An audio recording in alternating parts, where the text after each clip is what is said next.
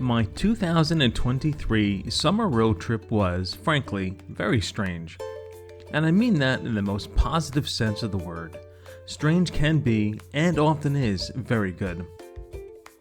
In past trips, the vast majority of destinations were all well known and visited by millions each year. Think of Arches National Park, or Yosemite, or the Pacific Coast Highway. This trip had plenty of those destinations such as LA, San Diego, and a section of the PCH I had never traveled before, but it also had little known gems such as Bombay Beach, Giant Rock, or even a sculpture garden in someone's front yard in the northern Mojave Desert.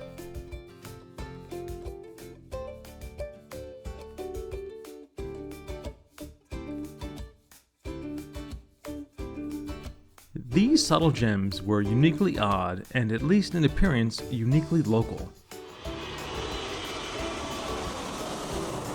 Add in a brutal 110-degree desert heat, and we had the run of most of these places to ourselves.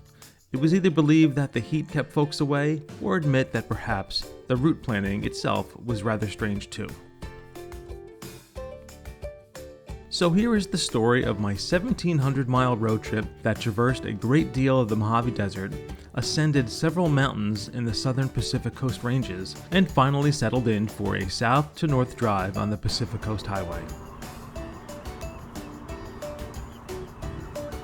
And to make this the perfect Lou trip, I was accompanied by not just one of my daughters, but both of them, who put up with a constant stream of dad jokes, wrong turns, and odd destinations. I personally wouldn't have changed a thing, but you'd have to ask them if they'd agree. Our 8-day story begins in Las Vegas, the 110-degree desert oasis that sits in the north-central Mojave. With just one night and one sunrise at the Bellagio, much of day one was a blur, but a few hours of Topgolf was a great experience. Right down the middle! And one that I hope to repeat back in New Jersey. In and around Vegas, what sticks out most to me was our first encounter with the strange, a public art installation called Seven Magic Mountains. Created by the Swiss artist Ugo Rondinone, it is literally colorful stacked stones that reaches heights of over 30 feet. According to Ugo, the location is physically and symbolically midway between the natural and artificial, where the natural is expressed by desert and mountains, and the artificial by the constant flow of highway traffic between LA and Vegas. I have to admit, I was more interested in enjoying watching people take selfies than the artistic meaning of Ugo's intentions. The strange continued north of Vegas in the small high desert town of Beatty, Nevada, home of the Goldwell Open Air Museum.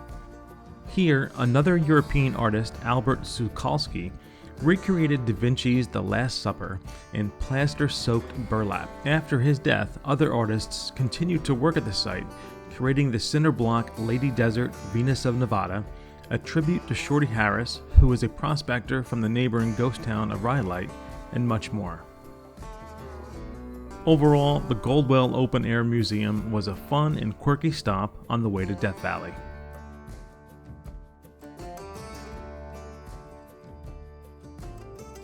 I visited Death Valley National Park twice in the past, and being so close in proximity once again, I couldn't miss an opportunity to show my oldest daughter some of the highlights.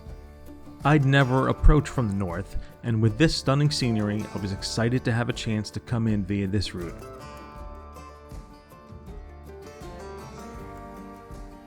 With quick returns to Zabriskie Point, Badwater Basin, and the 122-degree Mesquite Flat sand dunes, we rather swiftly exited via Panamint Springs.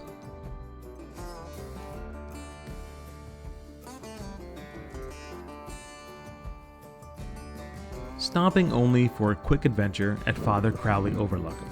I had not spent any time in this location before, famous for military flight training until a terrible accident in 2019, and a short dirt road to a lookout was truly spectacular.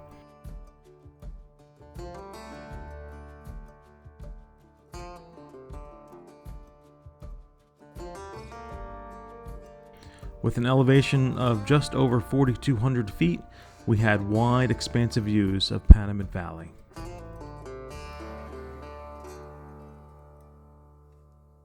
Overall, Death Valley was completely oppressive, with the heat index finally stalling at a 126 sweltering degrees. Getting out of the car was a legitimate chore, but in my mind at least, well worth the short bouts of physical pain. After all, the footage is second to none, and frankly, how many people get to say they've ever experienced something near a temperature of 125? It is absurd to think on.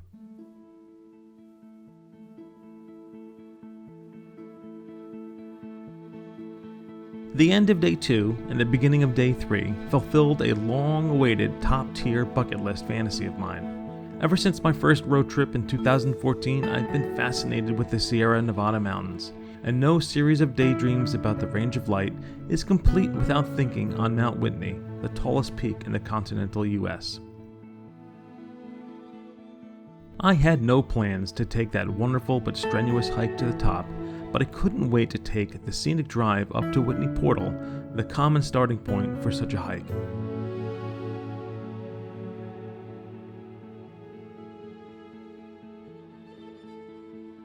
Aside from the 40-degree difference between the valley and Whitney Portal, thanks to its 8,400 feet elevation, the scenic drive and views from the various lookouts were stunning along the way.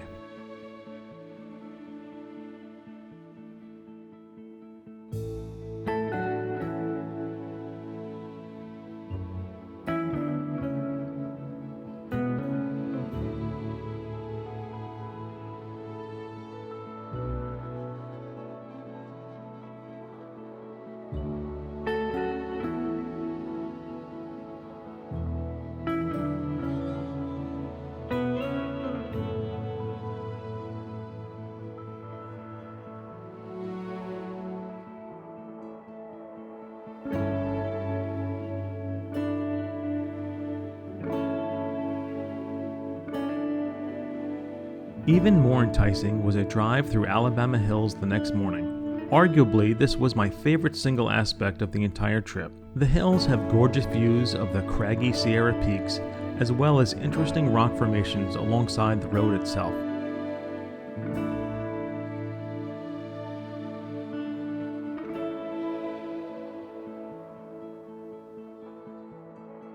While we did see some snow atop the peaks, I vowed to both my kids on the spot that I would return in the spring one day for a true photographer's shoot.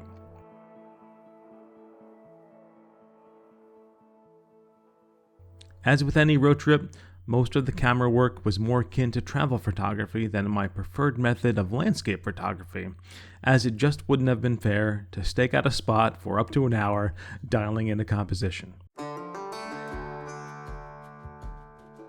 The strange soon reappeared as we started out for a 180-mile trek south from Lone Pine on Route 395.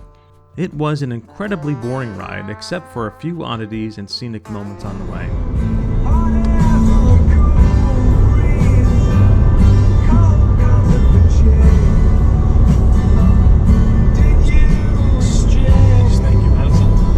Not far outside of Alabama Hills was Olancha, a 181-person town in the far western Mojave. Incredibly, this town had two gems, the first being Gus's Fresh Jerky, an expensive but delicious waypoint that would fuel our stomachs for days. The second gem was a return of the bazaar, where we visited the Olancha Sculpture Garden, created by the Israeli-born artist Yael Hoffman. Her work is mostly made of metal and is on display in her front yard for free and totally worth a stop in. Every item is unique, every item is strange in a way that I've come to appreciate. Maybe it is the constant extreme heat, or perhaps it's the solitude, but the desert apparently breeds oddities in human nature and their expressions. I am better off for having experienced it.